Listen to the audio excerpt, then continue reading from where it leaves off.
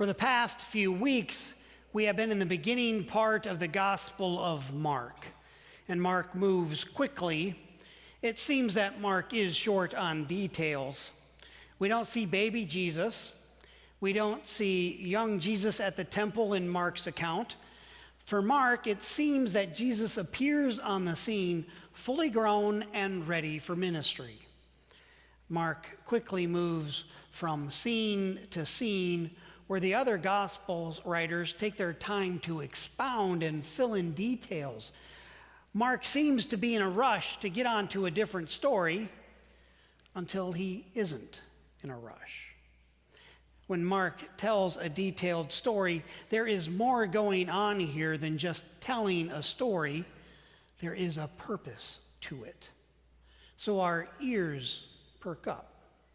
Our eyes need to be on the lookout, and our minds need to be open. Minds are best when they're open, don't you think? For the past few weeks, our gospel lessons have Jesus going from one side of the lake to the other. And as Pastor Tim talked about last week, it seems these disciples of Jesus are navigationally challenged. They might be good fishermen, but they're not so good at navigating because they never seem to end up where they're supposed to be. They could have used some help from my grandfather, I suppose. Grandpa was a farmer, and farmers always know their cardinal directions, north. Grandpa also liked to be right. So he would end up arguing with the compass that was on the dashboard of his car. And you might know the kind of compass that I'm talking about. It was one of those big liquid-filled ones there, and it was sitting there on the dashboard of his Chevy Impala. And he'd tap that compass when he thought it was wrong. And it would bobble and it would wobble around a little bit and then settle back down. Then he'd say, "Now that's better." Turns out, every single time he argued with that compass, the compass was wrong and he was right. Today's gospel lesson occurs immediately after Jesus and the boys return from a trip to the other side of the lake. Back on the other side, Jesus has encountered a demon-possessed man who fell down at his feet and called Jesus the Son of the Most High God. And then Jesus frees him from the chains that bound him and restored him to community. Jesus extends the power of his holiness to regenerate life wherever he goes, and wherever Jesus is, there is life and healing, a life saved from the evils of this world. It's just one of the many healing stories in the Gospel of Mark, and today's gospel lesson continues with more healing. Jesus and the disciples get back in the boat and cross over to the other side again. A crowd is gathered again, and it seems that Jesus' reputation has preceded him, and the crowd gathers to see what this carpenter turned rabbi prophet will do and say. The crowd has gathered, and Jairus approaches Jesus. Jairus is one of the leaders of the local synagogue. Jairus falls at Jesus' feet and begs him to come to his home and heal his daughter. "My little daughter is at the point of death. Come and lay your hands on her so that she might be well and live." Jairus doesn't come to Jesus with all the fanfare that one might expect. Unlike the demon-possessed man in the story right before this, Jairus makes no claim about who Jesus is, does not refer to Jesus as Messiah, does not call him Son of David, doesn't call Jesus Lord or even Rabbi. Maybe the only thing Jairus believes about Jesus in this moment is that Jesus can help him. So Jesus starts to walk with Jairus to his home. And the crowd continues to follow Jesus, and they are pressing in on him. And as they walk toward the home of this important and connected leader of the community. As Jesus makes his way, a woman who has been bleeding for 12 years has made her way into this crowd of people pressing in on Jesus and the disciples. This woman slips into the crowd and she pushes past one person and then another and then maybe even another. All the time knowing that if anyone knew what she suffered from, they would shun her. They would be appalled that she would have dared to touch them. And she comes to Jesus with no fanfare. She does not call him Messiah. She does not call him Son of David. And she does not call him Lord. She comes to him knowing only one thing. Maybe the only thing this unnamed woman believes about Jesus in this moment is that Jesus can help her. She's been separated from community for 12 years, unable to participate fully and completely as a member of society. She is barred from the temple and the synagogue because of her condition. And she pushed through to Jesus because she is desperate. She pushes through to Jesus with one thought on her mind. Maybe I can be made well. Maybe, just maybe, healing can come and I will be part of the community once again. Maybe, just maybe this bleeding will stop and I will be made whole once again. And she pushes through. If I but just touch his cloak, I will be made well. It is a desperate statement from a desperate woman. And she does. She reaches out and just brushes her fingers along the hem of his cloak, and in that split second, in that moment, in that time before anything else happens, she knows. She knows that the bleeding has stopped. Jesus extends the power of his holiness to regenerate life wherever he goes, and wherever Jesus is, there is life and healing. And in that moment, she knows. She knows that she has been healed. But something else happens in that moment. And this is what she was afraid of the whole time, that Jesus would know and that she would be exposed, that she might be found unworthy of the healing she so desperately needed. How many times has she heard the words of exclusion in those 12 years? How many times has she heard, get away? How many times has she heard, do not touch me? How many times has the person walking towards her crossed over to the other side of the street because they knew of her condition, or they were afraid or even disgusted? And in that moment, she is exposed. Jesus knows something has happened. Power has gone out from him, and that power has done something. And he turns around and looks at the crowd and asks, who has touched my cloak? The disciples look at Jesus as if he's crazy. Jesus, you see this crowd? It's been jostling you the whole time you have been walking. What do you mean, who touched your cloak? I think each one of us has touched your cloak. Just look around. It seems that everyone here has touched you. But Jesus insists. Jesus knows what has happened and continues to look at the crowd. And I suspect as he looks upon the crowd, his eyes land on that now healed woman, and she waited to see if he would expose her. And she does the only thing she can do in the moment. She falls to her knees and tells Jesus the whole truth and nothing but the truth.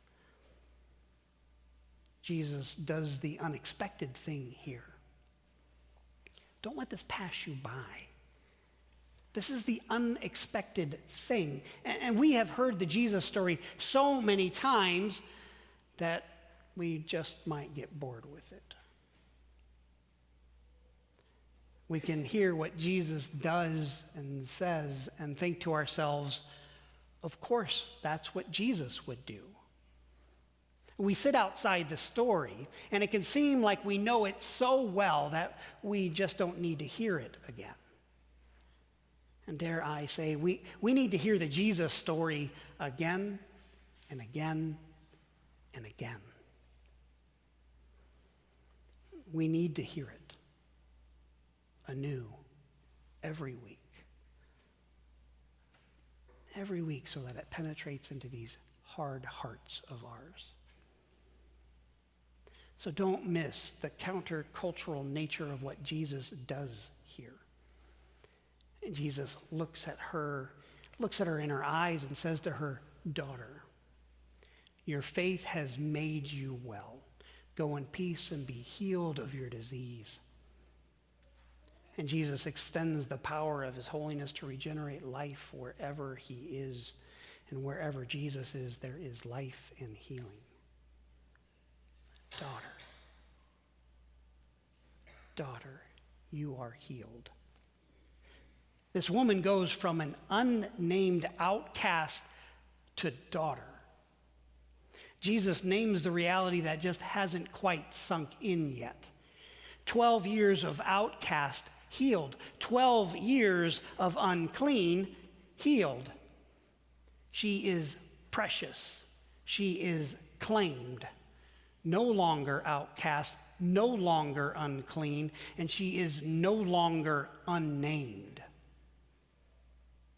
She is daughter. She is child. And Jesus said, "Let the little children come to me." How many times have you been in that place in your life where you are certain that God has abandoned you? And I imagine that was at least one of the things that went through this woman's mind over these last 12 years, that God had abandoned her. For 12 years, she had done everything in her power to find healing.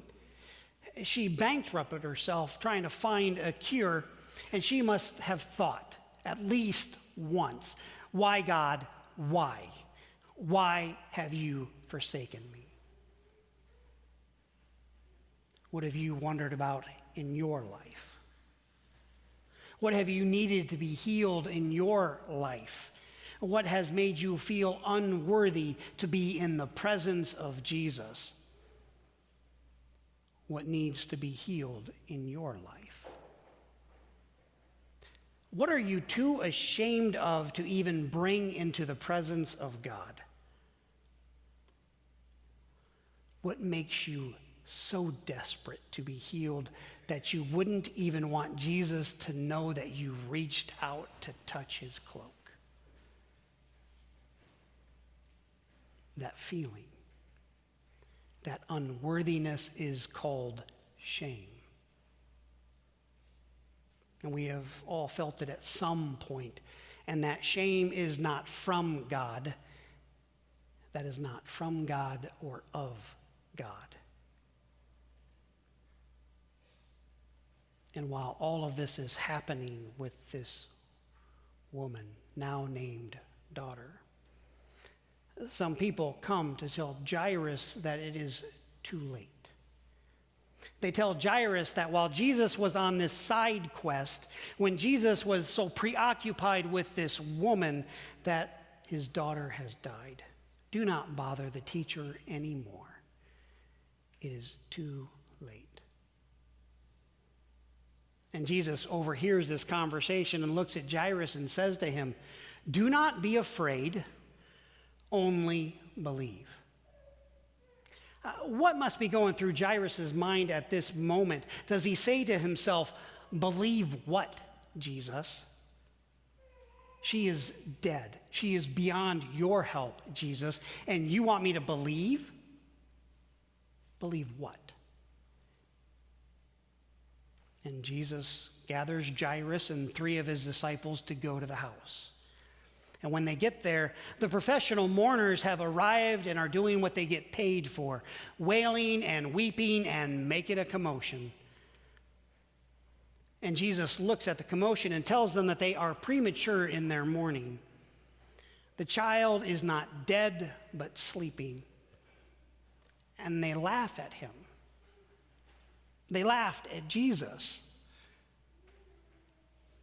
But before we get our self-righteous fingers wagging, I wonder how many times I've laughed at Jesus. And then Jesus ushers those mourners outside and gets into where the child is laying. And don't miss the radical nature of this as well. To touch a dead body was to make oneself ritually unclean. And Jesus takes her by the hand and tells her to get up. And she gets up and she walks around the room. And Jesus extends the power of his holiness to regenerate life wherever he goes. And wherever Jesus is, there is life and healing. I have known more than my fair share of people with a terminal illness. Time and time again, they have asked for healing, but that physical healing never came. What came, though, in their asking, in their reaching out, was a different kind of healing. A healing of their heart. A healing of relationships. A healing of pride and ego. A healing of the need to control, because they come to the realization that they finally understand that they were never in control to begin with. And whatever is in us which is sick and ill, it cannot stand before the cross of Christ. It cannot stand in his presence. And what Jesus heals in us might be something unexpected, something unknown, even to ourselves. Will we bring to him all that which is dead and dying and sick in our lives? Will we reach out a hand to just touch the edge of his cloak? When we come to the altar today for Holy Communion, bring it all. Withhold not one thing. Bring the good. Bring the bad. Bring the very thing you hide from everyone. The thing that you desperately need healed in your life. And we might not know what Jesus will heal. We might not know when Jesus will heal. And we might not know how Jesus will heal. But there is healing in his presence. Wherever Jesus is, there is life and healing. Will you but reach out? Amen.